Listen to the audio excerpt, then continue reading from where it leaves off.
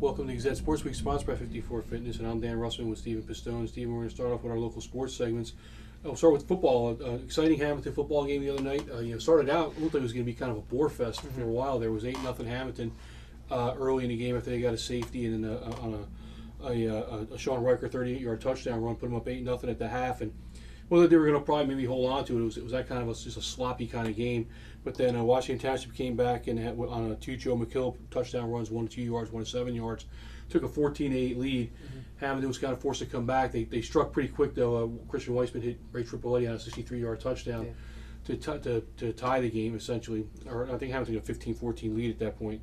And then they wound up sealing the deal late in the game when Giancarlo Palmieri runs an interception back about 85 yards for a score with only a couple seconds left in the game that kind of sealed that win. But gutsy win for the Blue Devils. I thought they played reasonably well. They need to tackle a little bit better this week against Rancocas Valley, and the O-lines have to play a little bit better as well. Absolutely, I agree with you completely, Dan. I mean, it was important for Hammonton to start 2-0, especially with the stretch of games that's coming up.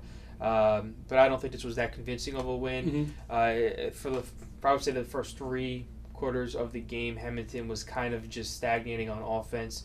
They couldn't really get the ball moving in between the tackles. I don't know if it's a testament to Washington Township's line or a detriment to Hammonton's O-line, but I think they might have to block a little bit better going forward against Rancocas Valley.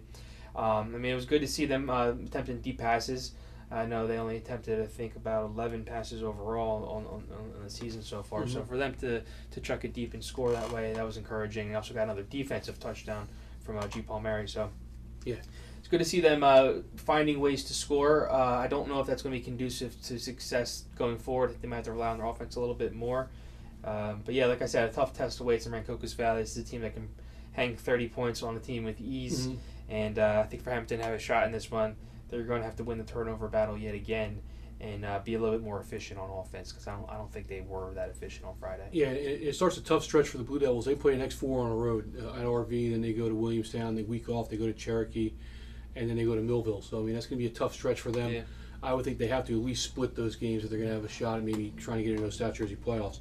Over at St. Joe, Wildcats really no trouble in their game. They beat Mainland 40-0. Started off a little slow. Mainland was able to move the ball on their opening drive deep into St. Joe territory, came up with no points.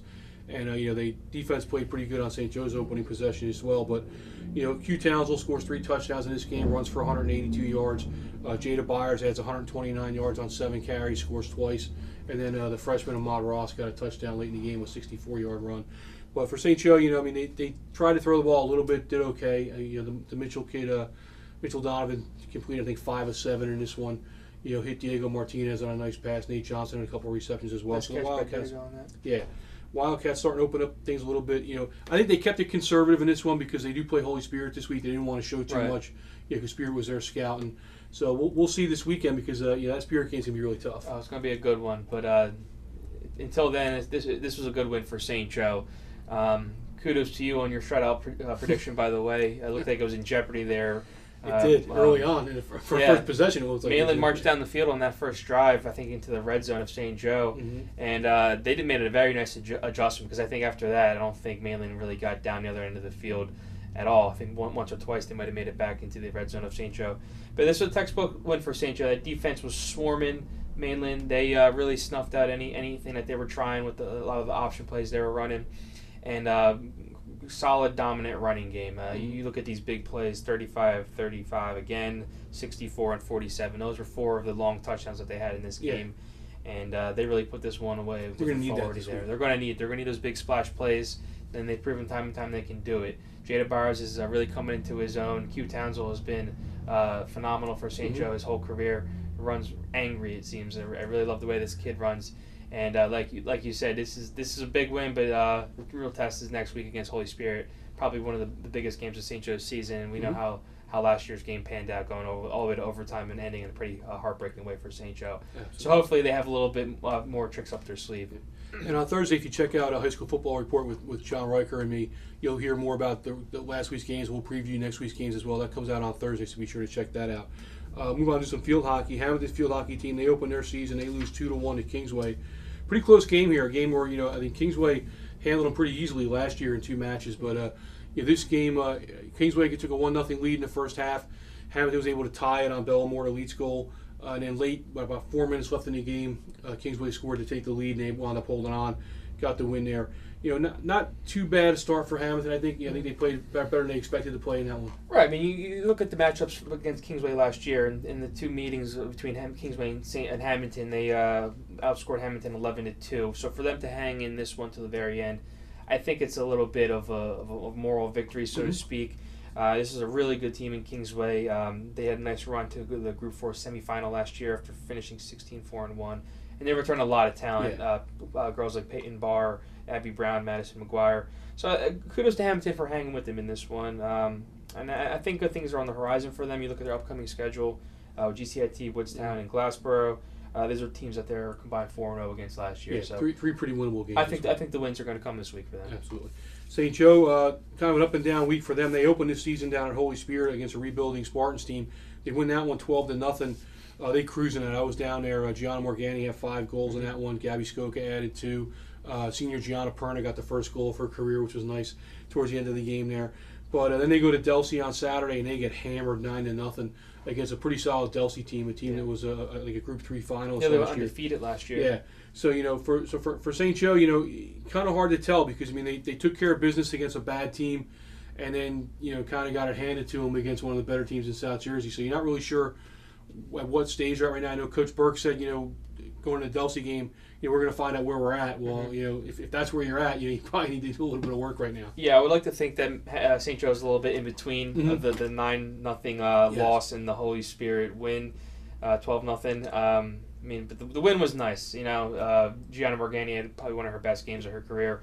Just saying something because she's closing around 100 goals for her career. Really, really remarkable run that she's had with St. Joe.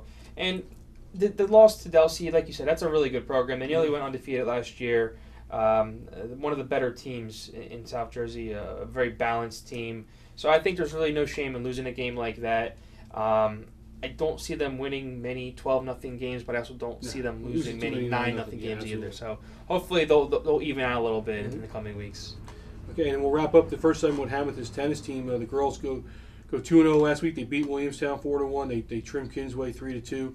A pretty solid start for a team.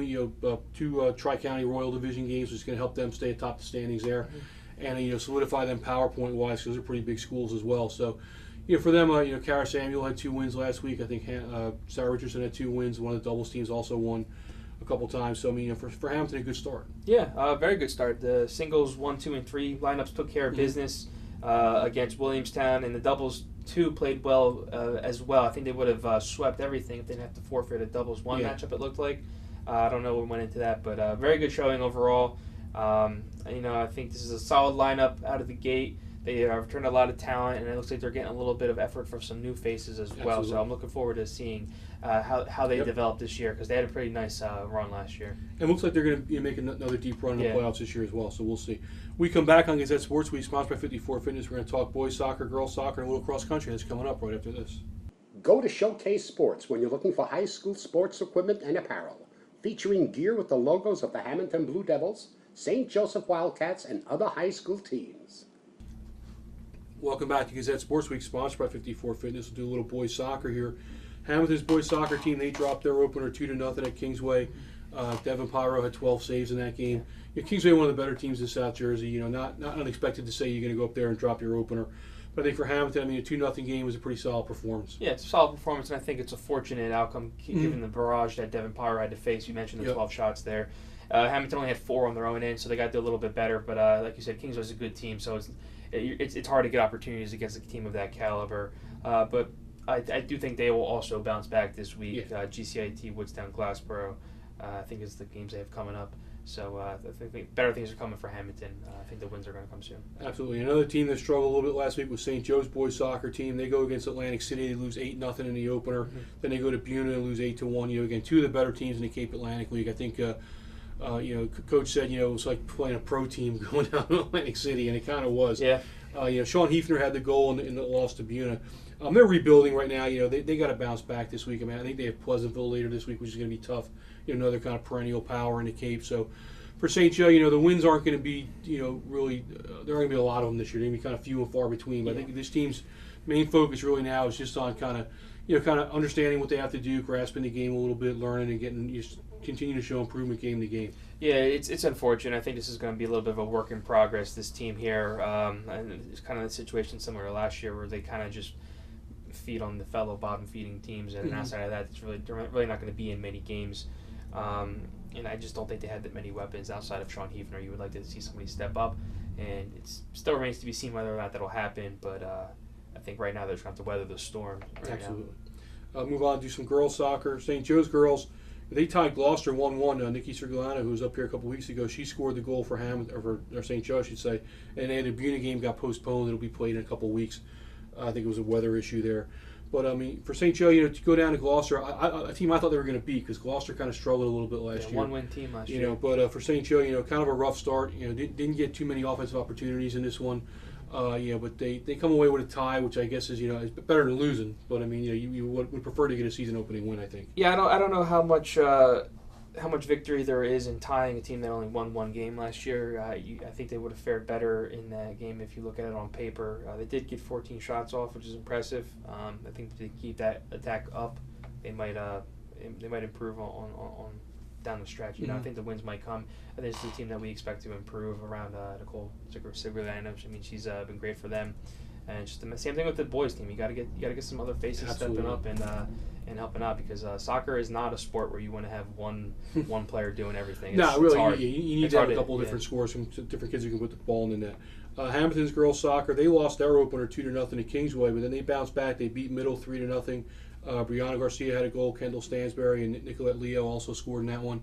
It was a pretty good game. Hammonton controlled the tempo for most of this game. They pushed it real hard against Middle Township, but outshot them by a ton in that one. I think Lexi Gardner only had 4 saves. The defense didn't have to do much work in this one. Kind of overpowered Middle a little bit. Like you said, they pushed it, and they really controlled things a lot in that one. And it was nice to see them bounce back. I mean, like Coach Verzi said, just like that, a day after you lose, you're back to 1-1. You're even. It's a whole new kind of slate kind of thing. So. Absolutely. I think that's going to be crucial for this team to finish above 500. You got to have a short memory, because otherwise you're going to just go up and down, up and down. You got to get that consistency going, and hopefully that'll start now with this win over Middle Township. Very impressive performance. He had 3 different goal scores, 16 shots on goal. Lexi Gardner was great with the shutout. She made 4 nice saves. Good defensive effort to only allow 4 shots on goal. So. I think now that win number 1 is under the belt after a tough loss to Kingsway, I think the consistency might get going a little bit. I like this team this year. Yeah, I like the way the younger kids played in this one. I mean, they looked like they weren't really overmatched. I think Coach Verzi said maybe the first half of the Kingsway game, some of the freshmen and sophomores that have to play a little varsity now kind of were a little, playing varsity. They got a little overwhelmed by it. But I think in the second half of that game, they started catching up to the speed and the level of play, and they looked really sharp against Middle. I mean, that was one of the better performances I've seen out of a Hammonton girls soccer team in a while. So hopefully they can bounce back this week and get a couple wins. Cross country, the boys and girls for Hammonton ran up at the Cherokee Challenge last week. A lot of personal best times fell in this meet. Sean Buena did very well for the seniors for Hammonton boys. I know Diane Hoffman ran one of her best times ever up there at that meet as well for the girls. So, I mean, strong performance for them. They do have a quad meet on Tuesday that ended too late for this, but that's their first Tri-County meet. So I think they're pretty ready to go in the regular season. Absolutely. This was a great start for both teams. The girls specifically, I mean, they killed it, and especially in the 3200. Diane Hoffman, Sabrina McFerrin, Lauren Savage, and Marina Mazziotto were a couple of names that really ran well. You look at the boys, a lot of personal records, a lot of times that actually rank among Hammonton High School history in the Cherokee Challenge.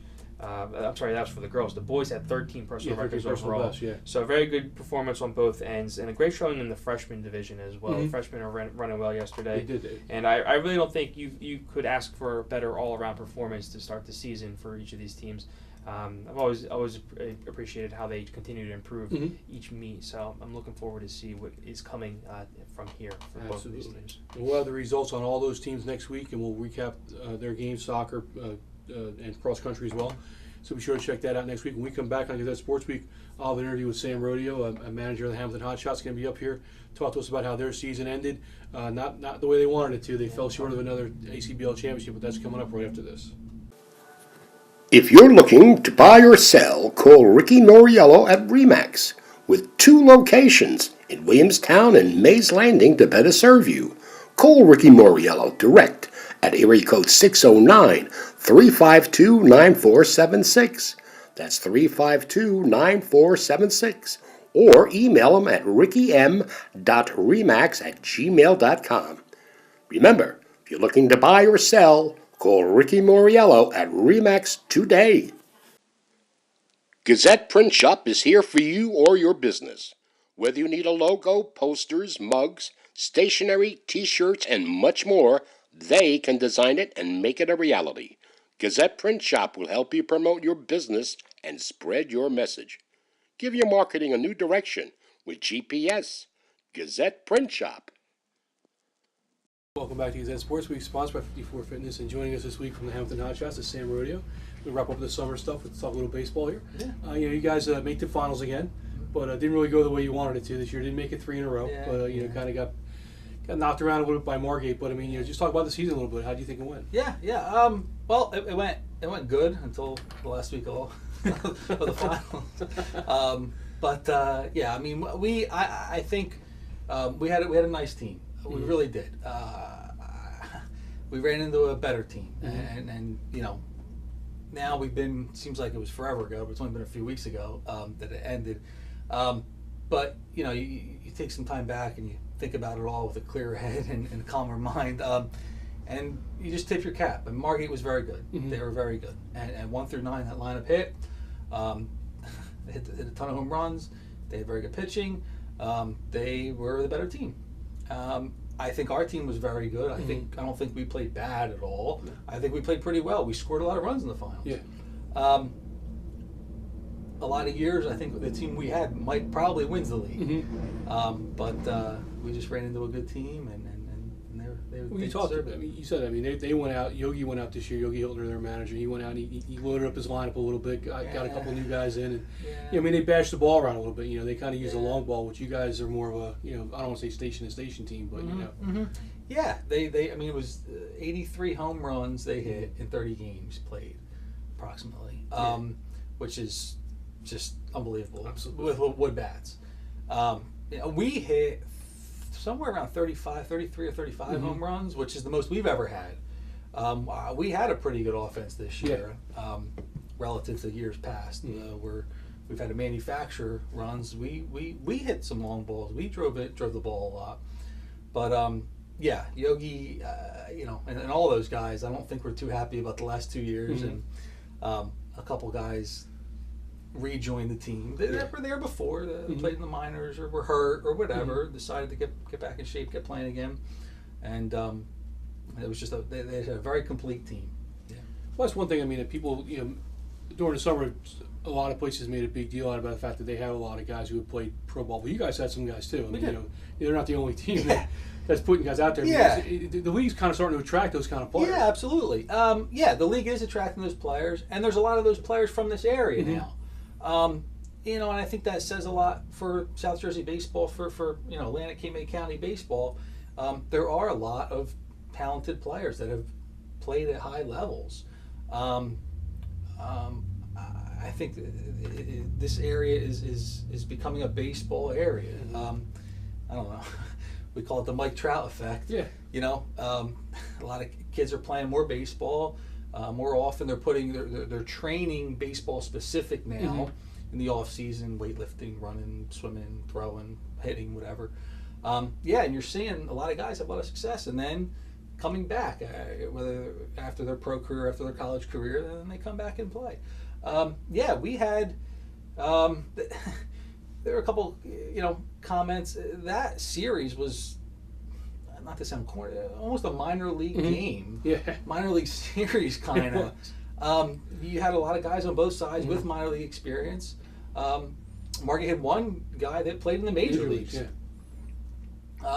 So it was a lot of talent there, and it was fun to be a part of. Does that make it tougher for you? I mean, to go out and try and get guys to come in and join the team? Make it tougher. I mean, do you feel more pressure, I guess, to go out and get higher level players? Yeah. I don't know if it's pressure, but we're all trying to keep this thing going. Yeah. And trying to beat Margate, and that's what we need. You need a lot of talent, and you need the right people too. I've always said it before. We've had a lot of talented players. Some guys personally, psychologically didn't quite fit the mold. You need good teammates and good people. that have baseball talent. Yeah, well, you brought in some guys this year that Yes. meshed in real well. Exactly. Like a Nick Shaw, Jerry Mulderrick, those guys. They kind of just fit in. Exactly right. I told them guys both personally. I only knew them for a short period of time, but they just fit in so well. I felt like we were friends forever, and I knew them forever, and they did. They fit in great. What we found in guys that get to that level, that put so much into the game, have a lot of respect for the game, usually, and you don't get to a Division I or a professional level without doing things the right way, and because that's the way it works. When it's your job, you have to approach the game in the right manner, and the preparation and the knowledge that comes along with the talent, skills, is a lot of fun to be a part of. Yeah, it's cool. We're gonna see some new guys next year too. You out scouting already? Well, no secret. On the way home from Margate after the last game, we already made a couple phone calls. Yeah. Yeah. No, I mean, is it? I guess when you look at the league, I mean, it's been you guys in Margate now for like 5 straight years. Yeah. Do you feel like that there's a big gap between you and the rest of the league? Or you feel like some of the other teams are starting to catch up a little bit?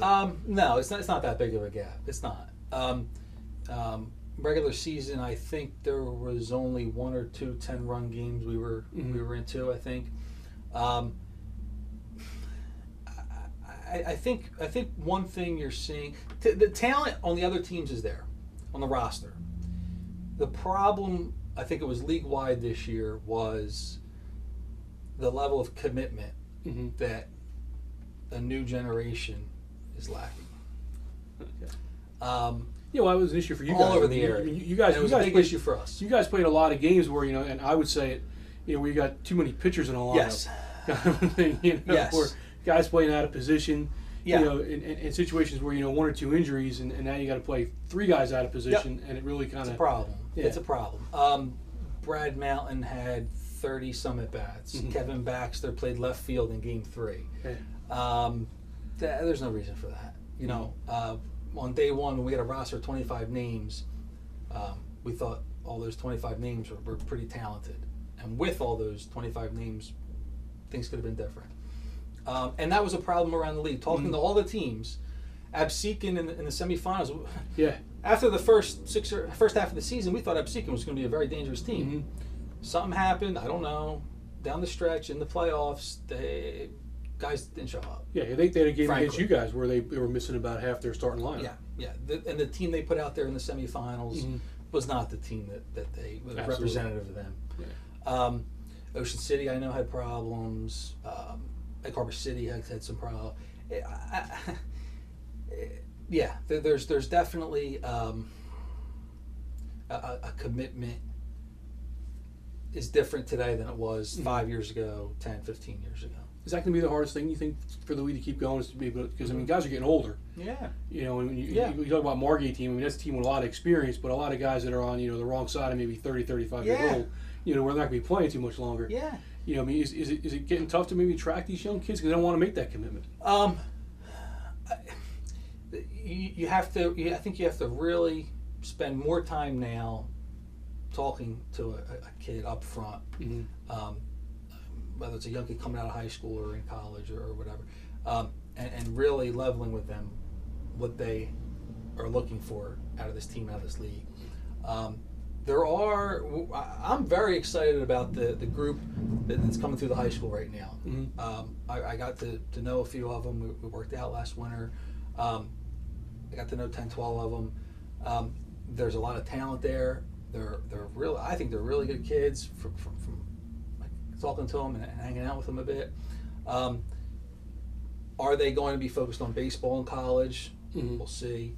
Are they going to go far away to school? What are they going to have going on in their life is going to be the question. So years ago, if a kid was good at baseball, hey, Joey, you want to play ball? Yeah, and he would be there. And you didn't have to go over all the scheduling. Today it's a little different. Kids just have more going on in life. But it's good. I mean, I think the league's a good opportunity for some of these young guys. Maybe a guy like Chase Williams. I mean, that's the kid who comes in and and he's a guy who made the commitment. He's there, day in and day out, and it's paying off because he had a real good year. Yes, he did.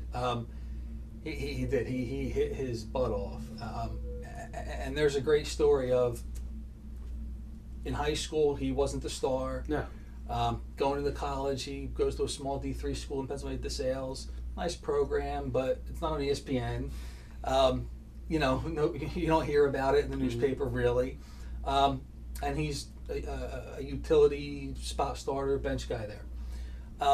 But he takes that very seriously at school, works his tail off there, and comes home for the summer and works his tail off with us. We would have our little practices, and he was the first one there, and he'd get his work in and try to learn as much as he could and work out, get to the gym, the whole deal. And you saw the results. He carried us for a little while. Yeah, he did. He carried us. There was a stretch there was no year doubt. he was the MVP of that team. Yeah. Yeah, if he doesn't have the year he had, I don't know that we finish as well as we do. He had a stretch where he was dangerous, and you know, like anything else, if you put the time in and you're committed, whether it's baseball or any other sport or anything in your personal life, if you put the effort and the time in, good things will happen. It pays off. Yeah, and he was the prime example. You guys have a couple of Hot Shots alumni that are getting paid to play. I mean, I know Joey Gatto's doing real well. Yeah. Zach Warren, those guys. I mean, you keep in touch with those guys. You pay attention. I to what do. they're up to? Oh, absolutely. I talk to him frequently. Joey had a nice year. Got promoted to High A. High A, yeah. Really threw the ball well there, especially down the stretch. And Zach did well in his first year out with the Phillies in Williamsport. Seemed like he got better as the year went on. Yeah. Got more comfortable. It was in a relief role. He was always used to starting, so he was in a relief role. It took him a little bit to get adjusted. But he ended up throwing the ball really well. It'd be nice to still have those two guys. It would be. It would be real nice. It would be real nice.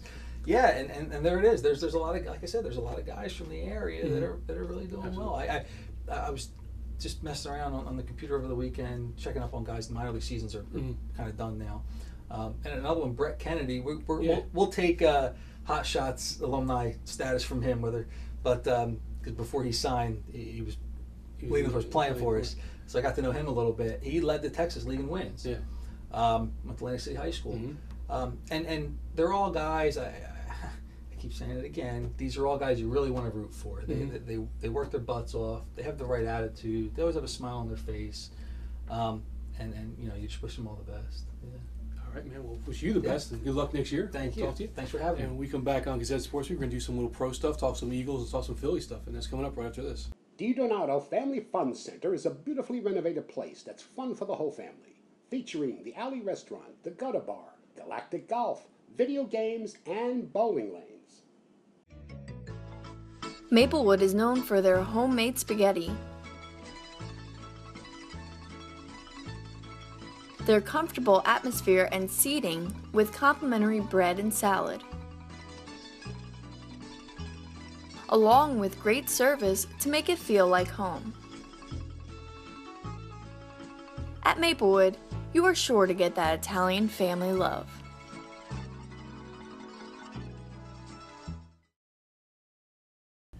Welcome back to Gazette Sports Week, sponsored by 54 Fitness. And now we'll do some national sports.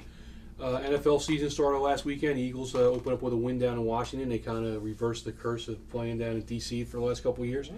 I guess a nice win, not without a little bit of controversy towards the end there on the Cousins play that got returned for a touchdown on. I guess they called it a fumble. Yeah. But but other than that though, I mean, the Eagles, Carson Wentz I thought played pretty well in this one. Made a couple of nice plays. Touchdown to Aguilar was a nice little. We scrambled around a little bit, escaped a couple of tackles. There, I thought the Redskins had him maybe 3 times in the backfield, and they couldn't bring him down. But didn't run too well in this one. I thought the defense played a solid game, not spectacular, but solid. I thought, and overall, they get a win. They got a win. It wasn't the prettiest win, but it's a win, and it's the first time they've won in a while in FedEx Field. So I'll take it. Carson Wentz.